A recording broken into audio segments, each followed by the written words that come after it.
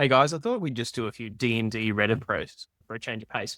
This one I loved, and it's right up my alley of doctors and D&D.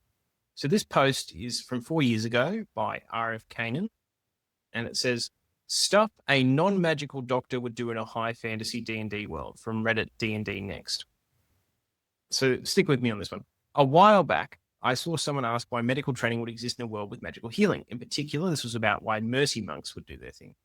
At first, I was stumped. Why would you learn medicine when you could instead spend that time learning to heal people with a single word? And they go on to suggest a couple of potential solutions, which are not terrible. I'll give them that. Preventative healthcare. Here's the example they give. Say there is a guy whose skin has turned blue. Okay, there's a few differentials there, but go on. Let him cook.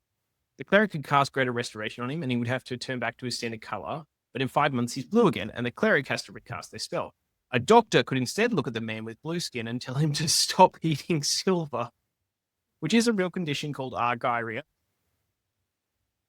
It's an extreme example, but it does show that while a cleric can remove health problems, they can't remove the source though. So you need someone who knows medicine and how to motivate people to do that.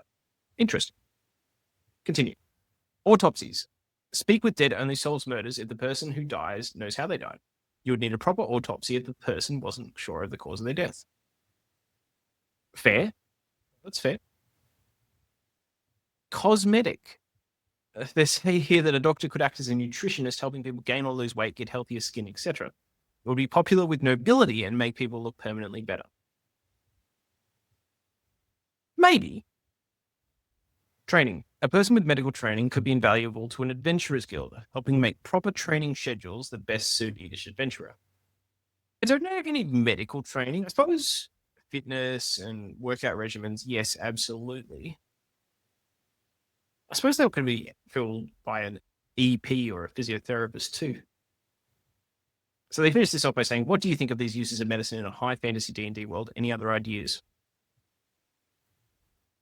Not a bad summary. I think they're probably taken to some extremes, but it's a reasonable argument for doctors in a D&D world.